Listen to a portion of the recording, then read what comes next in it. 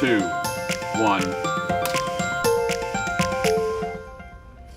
Good morning. It is Thursday. Oh, thank goodness, because that means we're just one day away from Friday. Exactly. We are past that middle mark of the week. We have made it. It's warm. David, you're in for RJ today. RJ, Thank you. Yes. Glad to be here. Always enjoy being with you. RJ's out at the Frio today. Yeah, because there's... I don't know what he's... Well, I know what he's doing. Well, me too, but he's not swimming, that's for sure. That's for sure. Not floating. He's at the Frio. We don't even call it a river anymore, I don't think. I know, it's really sad. At least right now. Yeah. We don't call it a river because there's not any water in it. Did you read Justin Horn's update from this morning on Twitter? It literally... No, I didn't. Dangerous heat. Oh, my. Oh, yeah. No, I know he wrote something about dangerous. Yeah. You just walked in a little while ago. Are you like, is your skin still like warm? Yeah, like I'm still not, it's like my drive to work is less than 10 minutes, so it's not enough for my vehicle to cool down. Wow. It's hot. It's humid. It's a little warm. And it's just going to get worse, you guys. We'll talk more about that. Yeah, it's going to be a wild, hot weekend. Yeah. So Justin will have that for us coming up in a few minutes. Today we are going to talk about the Netflix star that's in jail for more than a decade now, that will be in jail for more than a decade, plus news you should know and be aware of when it comes to COVID. The numbers are up. What does that look like for our hospitals? We'll get into that. And San Antonio's original Latinx Film Festival is back. 43 years they've been celebrating. So we're going to hear from the program director coming up in a few minutes as well. Yeah, but we want to start first with new information from Uvalde.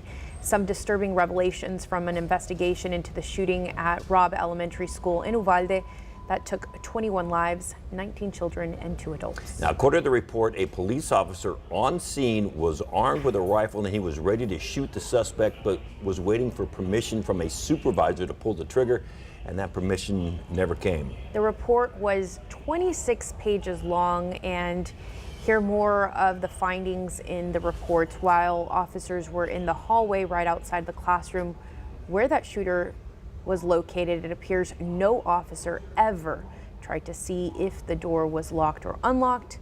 The head of Texas's state police agency has also faulted officers on the scene for not checking the doors. The officers had weapons, including rifles, body armor, which may or may not have been rated to stop rifle rounds. Training and backup. The victims in the classrooms had none of those things. Which is always so frustrating to hear. And again, just all these details coming in. When officers finally entered that classroom at 12:50 p.m., more than half an hour after that shooting began, they were no better equipped to confront the gunmen than they had been up to that point. Of course, the report is being published by the university's Advanced Law Enforcement Rapid Response Training Program, and I guess you could say that is a pretty damning report on the entire situation there in Uvalde during that horrific incident. Yeah, and the other point of news when it comes to Uvalde is that we know that the Texas House Committee, who's carrying out some of these hearings, they have filed a notice of deposition for the Uvalde County Sheriff to testify in the school shooting investigation. As of today, still no word from him. So he's hasn't been cooperating. They want to hear from him. So hopefully that happens, and that's Sheriff Ruben Nolasco. He's refused to testify so far, which has prompted this notice. The good news is we were actually getting some independent studies and some independent investigations to find out exactly what happened, and we're starting to get some information on about what happened. So hopefully that will help the victims' families. Yeah. In the long run. Not going to help them much right now, but hopefully it'll help them understand what happened in the long run. Absolutely. And now to news in Russia when it relates to an American detainee. WNBA star Brittany Griner went before a Russian judge earlier today, and she pled guilty to bringing hash oil into that country. She told the country she didn't do it on purpose. Yeah, she said she did it inadvertently. She asked the judge for mercy. Griner told the court that she accidentally packed vape cartridges in her luggage and had no intention of breaking Russian laws. So if you remember, she was detained at the airport in Russia back in February.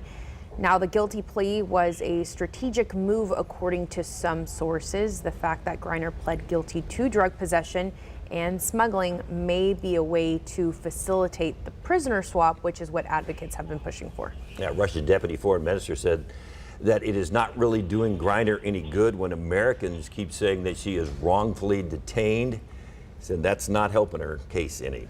So if you'll remember, a few days ago, Griner wrote a letter to President Biden asking for help in getting her release.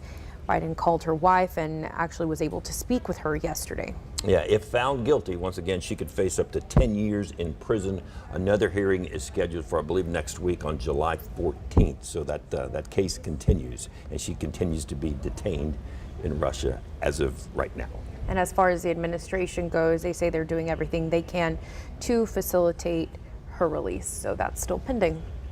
All right, Jerry Harris, you may recognize that name. He's the ex-star from the Netflix documentary Cheer. It won a lot of people over with his bubbly personality. He's been sentenced to 12 years in prison for seeking pictures, videos, and sex from minors. Yeah, yesterday, a federal judge also ordered that Harris be on 8 years of court supervised release after he completes his full 12-year sentence.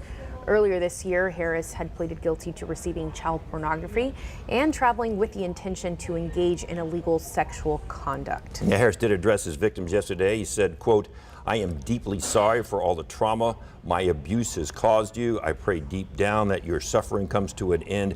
I am not an evil person. I'm still learning who I am and what my purpose is."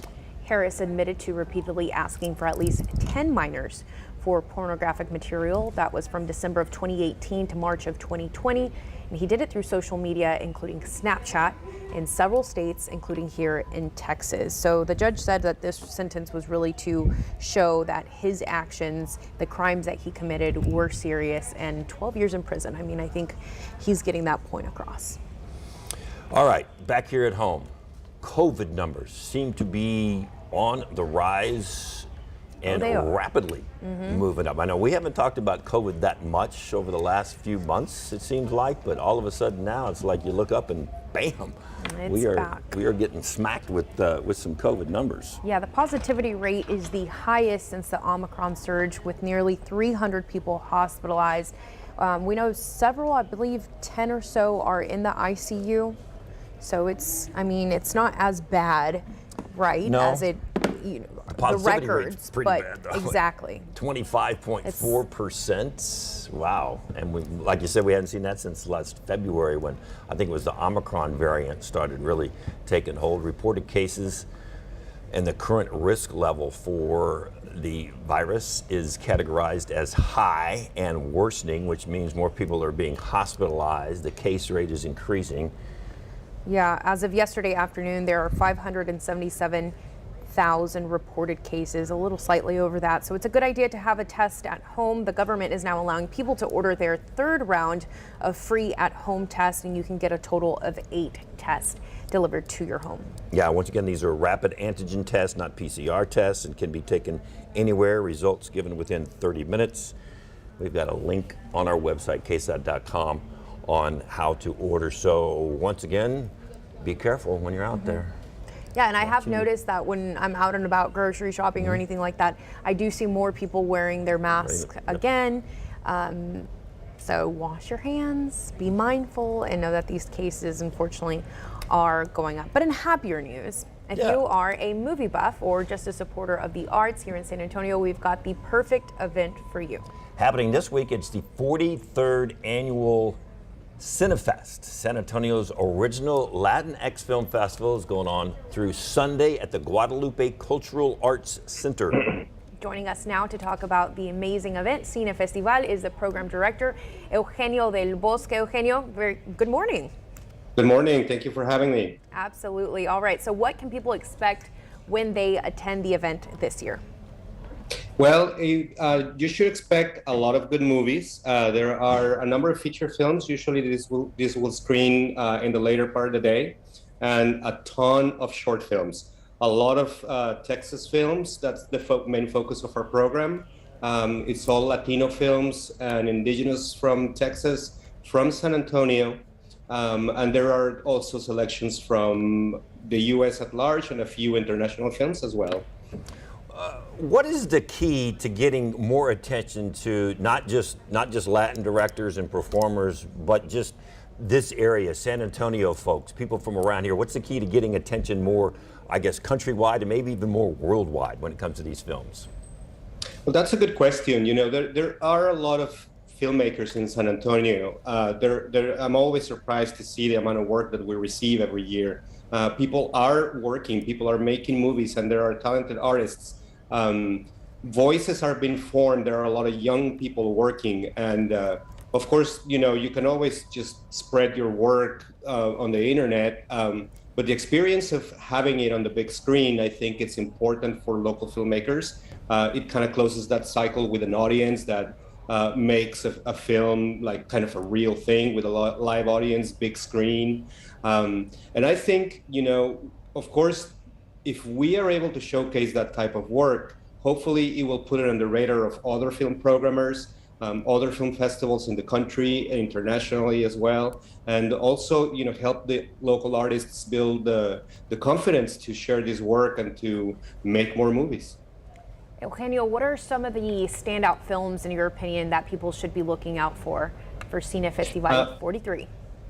Of course, thank you. I think, well, for tonight, Mija, the documentary Mija, long-awaited, multi-awarded. We will have director Isabel Castro over in Zoom because she couldn't travel to see us. And then tomorrow you will see Jockey at 4 p.m. That film did play for a week here in town, but we are chasing after Clifton Collins Jr., the star of the film, who has connections to San Antonio. That's why we programmed the film, to join us via Zoom from Europe because he's shooting in Europe. And then later tomorrow at 6 p.m. we have A Run for More. That's a San Antonio premiere, a documentary about Frankie Gonzalez Wolf, who ran for city council here in town, first openly trans woman to run for office in town. That's going to be a good screening. And then later tomorrow, an awesome action movie. That is a comedy shot in the Rio Grande Valley. That's the type of work that we exist to program. It's not every year that we have work like that, so we're proud to have it. It's a world premiere. Sunday, I would highlight the two last films. What We Leave Behind by Ileana Sosa, also multi-awarded documentary. She's a filmmaker from El Paso based in Austin. And the closing night film Cuerpo is actually a local feature film. It's a period piece, it's a horror movie, and it's a world premiere as well. And then during the weekend, this is my last highlight because everything is a highlight, but during the weekend we do have the Texas Short Films Competition. And that really showcases a lot of new talent. There are a few filmmakers from San Antonio in that competition and work from elsewhere in the state. I know you've got probably close to about 60, 70 films, but over the years, over 40 years you've been doing this, but how have you seen the talent increase and get better, not just behind the camera, but in front of the camera as well? How much have we seen just a better talent these days?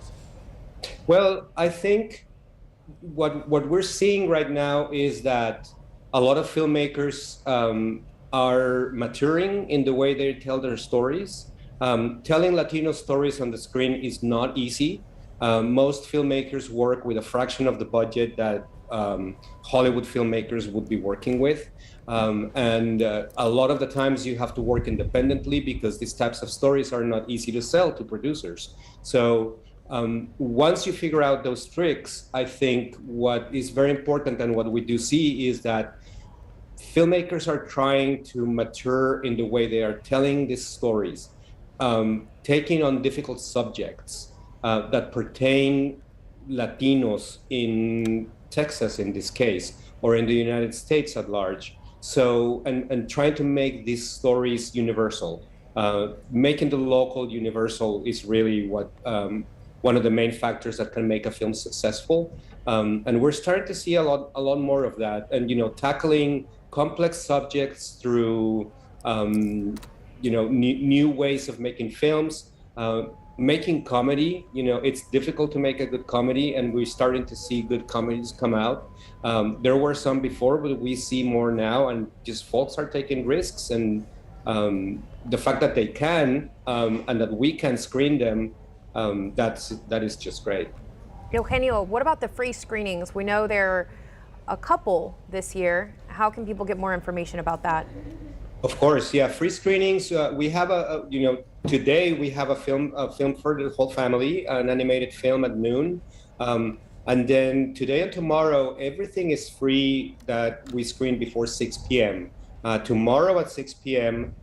We have Madres by Marcela Ochoa. Marcela is a local San Antonian who is working in Hollywood. She wrote the script for Madres. It's a horror film with a social conscience. And Marcel is also going to offer a workshop for participating filmmakers, which is great. All of the information for free screenings is on our website, guadalupeculturalarts.org. And I love that with Latinos being able to tell their stories, I'm looking at the website now and I see one titled Chismosas. It's a short film, correct? Romantic Yes. comedy, so chismosas means gossip. And I love that. Oh. I would go see that one. Because we all have some chismosas in our family. Well, I have some That's free gossipers. too. Yeah, we do. It's usually the tias. Well, we know it's going to be another successful year. You sound like you got a lot of great films. I like the part where some of them are free before. Yeah. 6 o'clock. Yeah. So you can. It's like you can go hang out and watch a lot of free movies. And it's happening. Yeah, and the rest of it is really affordable. So it's Okay. it's easy to attend. We encourage everybody to take precautions because you were mentioning COVID rates are up. Yeah. So we're encouraging everybody to be careful when attending the theater. And the good